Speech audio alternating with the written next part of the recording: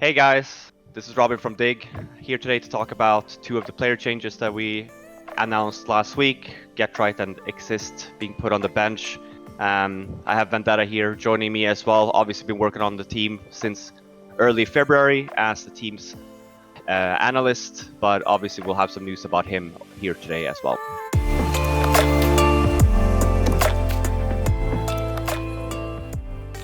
Hey guys, my name is Akidos. I am the video producer and manager of Dig CSGO. I've been working with the guys on and off for around 5 years, even before Dig, and I will be hosting today's special episode of Off the Record. Let's get right into it. I want to get your thoughts on the team's performance so far this year. Really what we thought, and obviously kind of how we saw the year progress and where we are right now. I think that it was pretty safe to say, I think a lot of people have had this kind of weird idea for what we wanted to do with the team. And obviously, yes, we did want to come back and get a chance to play together with the four core, obviously, and myself as the coach. I think one of the biggest problems that we had was obviously online. We had got to play a lot of online this year, which obviously didn't help us at all as a very experienced team of veterans. Flashpoint as well, having to play with a stand-in. I think overall it's just been a really tough year. Not really getting to where we wanted in terms of, like I said, having a chance to play at a LAN event. We played one game at Flashpoint, and then we got forced to kind of play in the office instead. And then right after that, obviously back to Hallcirk and kind of revamp the team after Flashpoint.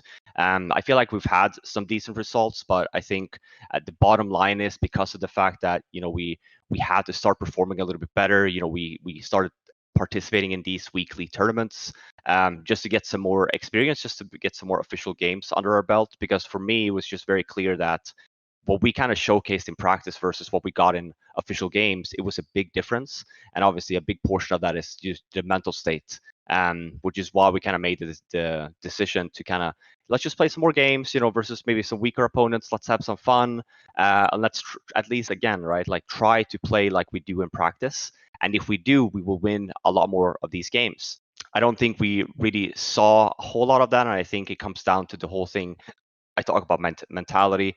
I think the biggest thing for me that I think that I noticed especially was that I think the guys were just very afraid of losing rather than, wanting to win. I think there was just a lot of pressure on the server just to, oh, these guys are worse than us.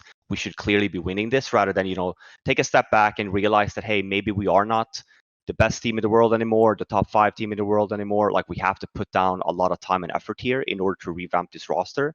And it's not like we didn't, but I would say that, based on how kind of the year progressed, and obviously, again, some of the changes we've made internally, it's not like we've just stuck with the 5 and, haven't done any changes on the server or positions or even in terms of calling. I think that we've done a lot of the things internally that we can do.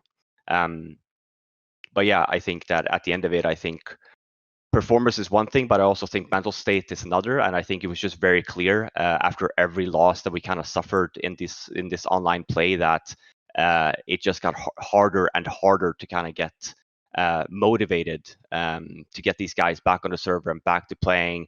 See the positives. Are we getting better? Yes, we are, but maybe not as fast as what we would have wanted. It felt at times for me coming into this that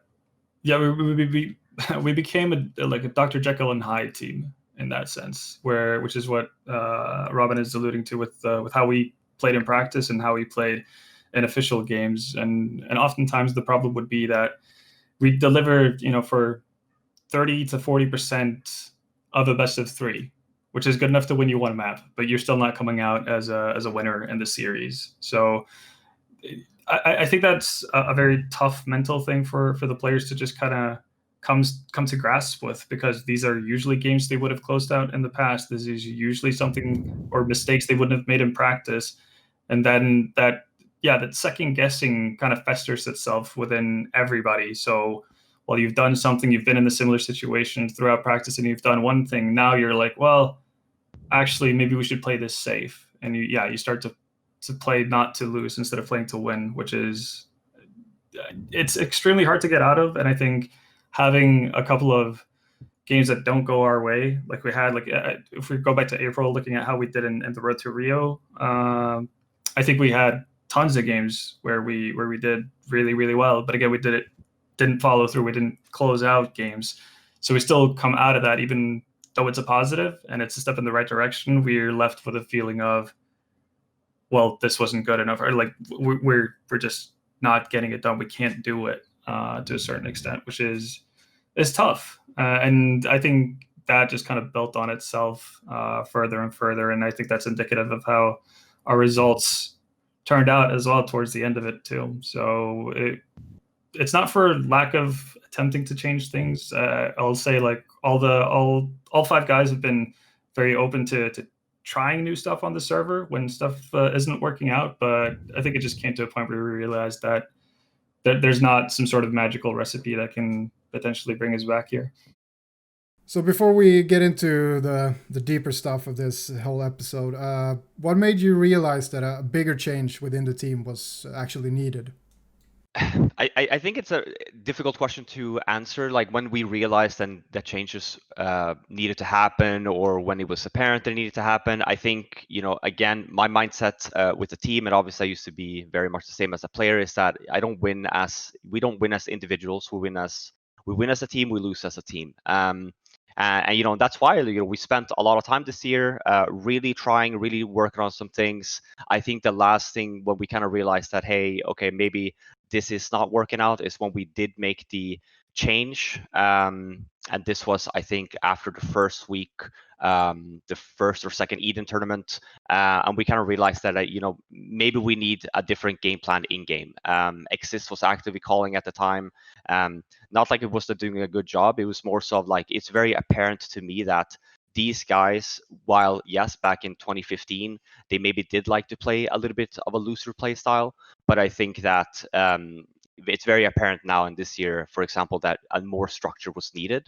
And I think once we kind of got to that sense, and we started, so obviously friberg took over, and we saw that some of the improvements, but it still wasn't enough. And I think that's when we kind of realized that, okay, well, I think we're doing everything we can. We're spending 110%. We're putting down the effort and time, and we're still not getting the results that we need, or rather want. And it wasn't only just on an org level, right? We have to remember that as well. These players are also the ones on the server that's also losing these games. And it's very difficult for them too, right? You go from winning tournaments to basically not maybe winning versus teams that you should be winning versus. And I think that RMR2 is a very, like, that one I think was super heartbreaking. That's the one game we got to play, lose versus Fate, and then we're out of the RMR2 event, and we spent a good 3-4 weeks on prepping before that. And I think that we were looking pretty good.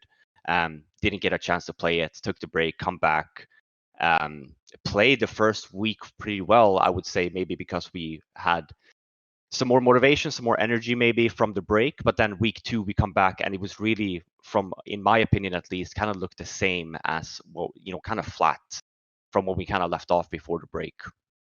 So this, for at least on my end, is where we kind of start realizing that, hey, if anything, I think that we're just damaging these guys even more so, of like putting these guys on a server every day. Hey, yeah, we're trying, we see the improvements and stuff like that, but for them, they only see the losses.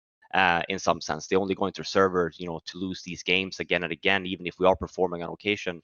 It's very heartbreaking, and it takes a massive toll on everybody. Okay, so this means that the legendary Core 5 is once again splitted. Thoughts and feelings about this? I mean, yes, the Core 5 is now again no more. I think here's the thing for me. Yes, obviously I am very sad about it. I think that I would have been more sad if we didn't get a chance to do this. I think that we're very fortunate to really even get this opportunity, even from a Dig standpoint, that they're willing to take the chance on a bunch of veterans, a bunch of people that feel that they were wronged in the past, didn't get to maybe end their career with these teammates as they kind of wanted. And I'm not saying anyone's retiring. I'm saying, when these guys played together back then, even when I got a chance to play with these guys back then, we never really had clean exits in some sense. It was always just like, oh, what if this, what if that? But I think for now, like, yeah, I'm really happy that we got a chance to really revamp the team for this year. I would have obviously loved for the team to perform better. I think we all really wanted that, and I actually think that had we had a non-COVID year, I actually think that we would have performed better. But it's just it goes down to, the game is very competitive. We have a lot of veterans on the team. That's our strengths in terms of playing offline events. There's a lot of teams like that in our scene, and we can kind of see that it's very apparent for this year when we look at the results across the board. A lot of the top teams obviously are struggling right now with the online portion. And I think that's really that's the sad reality of it in some sense. And at the end of the day, like I said, we are an org. We have to compete. We want to perform, and I think that the mindset coming into making this team is that, can they be a top 20 team? Yes, they can. Okay, then let's go for this. Let's pick up the pieces. Let's give them everything they might need. Like, let's try and bring in vENdetta here at the same time, right? And let's really try and get off to a good pace in the beginning of the year and start, potentially stop strong at the end of the year with Flashpoint 2. But like I said, we didn't really get there. Very, very sad times in some sense, but again, just very happy that we got a chance to really go back and kind of redo this and do it properly in some sense, even though it maybe didn't work out. Right, the man of the hour, it's time. vENdetta, talk about your new role. Well, yeah, bit of a restructure in that sense. I'm going to be basically departing the role as a team analyst, and I'm going to be taking the reins as the head coach for Dignitas and this new lineup going forward, which is an incredible opportunity. I'm super happy that I've been given the opportunity and given the chance to do it. Obviously, Fiff has been pretty instrumental in that entire process because it became obvious some time ago that pretty much his workload just wasn't feasible for even a superhuman. He was waking up at 2 a.m. his time to be part of practice scripts, and then going directly into meetings for the org and so on, and it just became too much really on his plate. And luckily, when he pitched the idea to the rest of the guys, they were pretty open to it, and I'm really looking forward to the challenge. Obviously, still going to be learning the ropes as we go, but I feel like I've picked up a little bit from Fiff already, just from sitting in on practices and kind of watching how he has gone about his role as a coach with the team prior. But overall, just super excited, and I think actually we will get a chance to positively surprise a lot of people going forward. Robin, you want to jump in, talk a little bit about your new role at Dig? Yeah, so to vENdetta's point about the new roles and stuff like that, obviously when we look even at the team as a whole, yes, we saw some comments. Absolutely, right? If we're making player changes, we should obviously be looking into the coaching staff at the same time. What other changes could we be making? And for me, it was pretty clear that my time, I wanted to spend even more time with these guys. It was just at a point where I needed to maybe do some changes here on my own side. Think about my own health as well at the same time. Had a really weird, like vENdetta pointed to, a really weird schedule this year. And it's just going to be super nice for me to really just take a step back, still focus on the team, but more on a management level. Would be overseeing and taking over just the esports department as a whole in Dignitas. CSGO is obviously a big part of that, and I'm super happy to really get vENdetta on board. Obviously, when we talk about the beginning of the year, when we look at the pieces that we needed, for me, vENdetta was just honestly just the best fit for the team at the time for an analyst position. And because of the fact that he's been so involved in the team for the past 6-7 months, that transition over, offering him the head coach spot, I think makes total sense. Especially now when we even think about timeline and where we're at. Even now, it makes even more sense for vENdetta to properly take over, since we are actively now looking for 2 new players. You mentioned Adam taking over as the in-game leader. What makes him stand out as the guy to do it? Why not anyone else in the team? when I looked at the team, and again, right, when we go back and we say, okay, this team is obviously not working, we need to make some changes to the roster. What do we actually have to work with, right? And like I kind of leaned towards a little bit before was, we tried everything already with the team, and the last change that we kind of did was putting friberg in this in-game leader position over Xizt. Obviously, we kind of go back and we look at where Adam has been for the past few years after he got to leave NIP, and obviously he went to Optic, went to Heroic, became a little bit more of an in-game leader, a little bit more of a tactician. Obviously, he was under Peacemaker at the same time at some time. So I think it made sense. I think that the transition makes sense even for him as a player. I think when we look at the current landscape of CSGO with the meta and stuff like that, I think even looking at, for example, the Kerrigan in-game leading style, right, of being the in-game leader or the entry fragger in some sense, but also the in-game leader, you kind of hold the team accountable in some sense when you go in first, and if you don't come and help him out, he's going to say something about it. And I think that's really what we're getting with friberg in some sense. He is a little bit more strategical, obviously source background, and he's one of the players that I kind of brought up when I used to be competing. So I think he has a lot of experience and he has a lot of talent inside of him. I think that the transition now is more sort of, getting him in the right pace and the right time, and, getting a feel for reading the game a little bit better. I think the strats are there for sure. I think, his work ethic out of all of the guys, I think, is by far the best. He is by far, like, he wants to win. That's the biggest thing, right? He gets pissed when he doesn't win. Yeah, I think an additional benefit that friberg has as well, compared to the other guys, is, well, again, kind of what Fiff mentioned briefly, the fact that he's been around the block now ever since he departed NIP, a fair few years ago, and he, I guess, became a bit of a half Dane, semi Dane, if you could call it that. So he's gone through not just the Swedish school of Counter-Strike, which again was a lot more loosey-goosey, but he's been able to play with Danish players and kind of experience how that structure can be beneficial, not necessarily just for individuals, but also for a team as an entire unit. And I think he brings that to the table. And I think for the very short period of time he has been in game leading, it's been very obvious that it actually does have benefits. There's less confusion. There's less mishaps in that sense as to what's going on at any given time, just because you have a bit of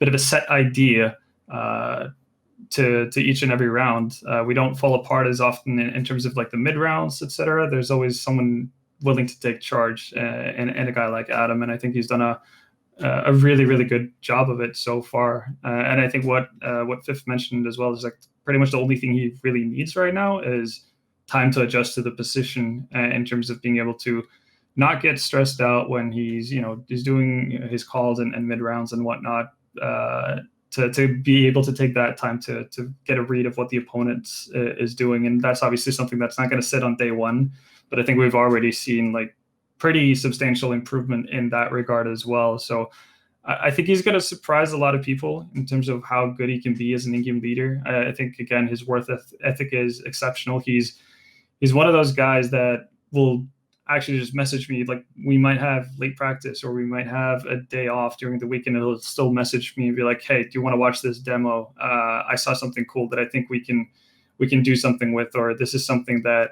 I thought was a neat idea. It's something that I've thought about that we can develop into something that's going to work for our team. And I think you need to have a guy like that in your team, especially someone who's gonna lead the way. And Adam is definitely a leader by example. So I can only see really positive things for us as a team. But I also think this is going to be really beneficial for Adam as an individual player as well. A lot of people assume that once you go into an in-game leader role, you will dip in form.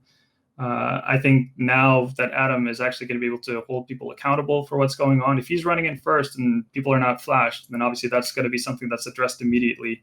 That's something that he's going to be really on in order to get fixed. And once you get those slight issues and slight mistakes out of the way, it becomes immensely easier to play Counter-Strike. And I don't think there's any doubt that Adam still has a ton of skill left in him. So I think we're going to see more of that. I think we're going to see a higher individual level from him. And I also think we're going to see a team that's basically, more cohesive. So I'm really looking forward to working with Adam going forward as well. Yeah, and just to add on to that point as well, again, right, when we go back and even when we talk about Xizt, I think that even Xizt style of calling, it still works. It's just more so of maybe having, I would say probably a more just skill-based kind of lineup, right? We go back to, like some of the playstyles we have, even for example, a Furia kind of lineup. I think, that's really what his strengths lie. And if you go back and we kind of look at 2015 and kind of how we played, it is a very loose playstyle. You kind of expect people to be, calling a lot. It's supposed to always be 110%, and if it's not, it falls flat. So that's why when we talk about consistency, and when we talk about like, oh, we had to win games and we can close them off, or sometimes we might not even maybe even get our T spawn right because we're getting pushed back so much and we don't even have any executes to kind of account for that, or maybe the plan B, so to say. So I think even on an Xizt level, I think that it's just a very difficult spot to be in, because again, right, we came in, he was supposed to be the in-game leader when we started, and he was. But I think that and what we saw, right, is when these guys kind of left each other and they joined these other teams, they have all developed different play styles. They have all developed, a new kind of style of playing. And in most cases, they have developed a little bit more of a strategical style of playing, which means that, Xizt style of calling, or the kind of loose style of calling, again, doesn't really fit these guys anymore, which is kind of what we saw, right? Which, again, it's unfortunate in some sense, because, we really had all the pieces that we really wanted. But I think that, once we started making these changes, to vENdetta's point, right, and we start doing these a little bit more strategical rounds, a little bit more set plays, maybe even from calling from spawn in some cases, where you just know for a fact that, okay, the flash I'm getting this round, it's going to land here and it's going to be great, and I know for a fact that I'm going to be able to run into that, and people will be actually flashed. I think does a lot, and I think especially for this team has really showcased, like, this is really the kind of style that we need to play as a team. And that's why also when we talk about friberg in the future, he has really been that key piece to really pick up the team again, and put the team back on the right path again. Okay, so we're down to a 3-man roster right now. Who is taking the last 2 spots? If it's making a comeback, I've started playing already. It's gonna be great. No.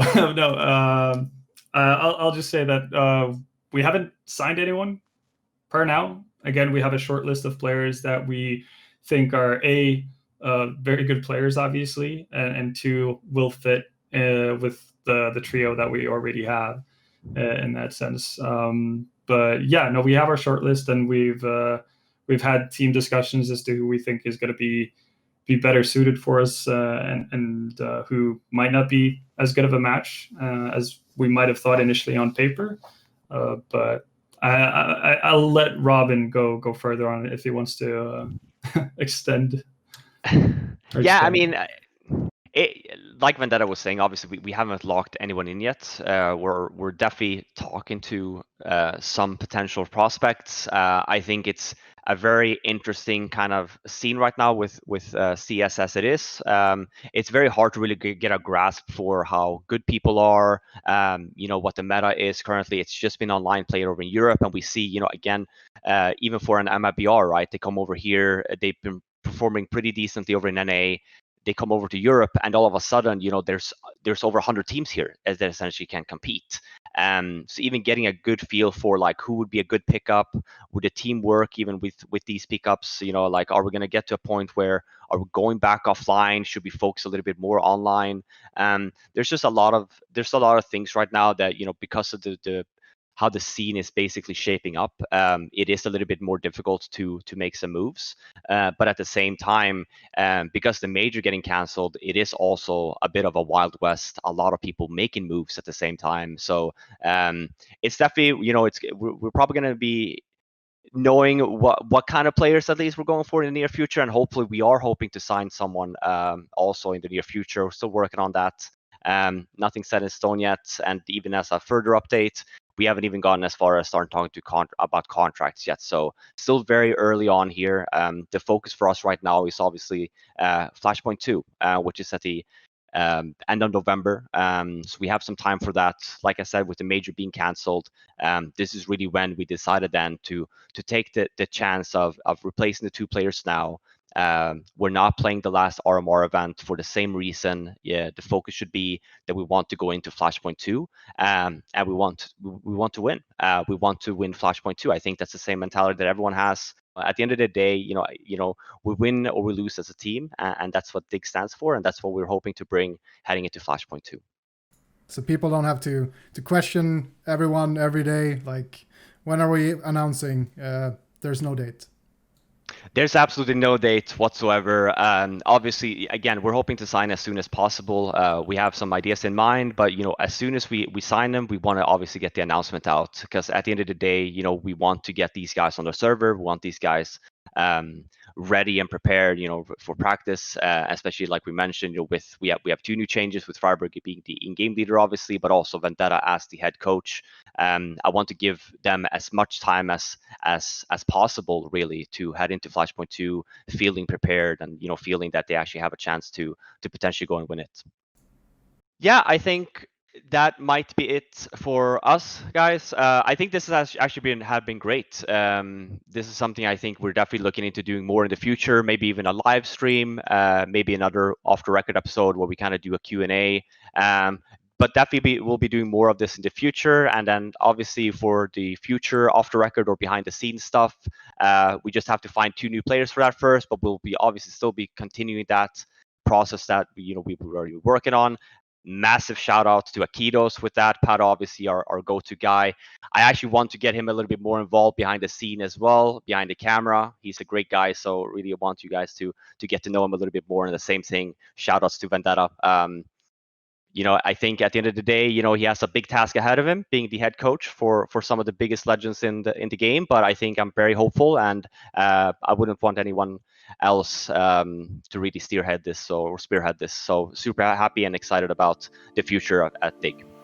Be sure to subscribe, click the bell, follow us on social media, akidos, vENdetta, Fifflaren. Thank you guys so much for tuning in. I'll see you next time.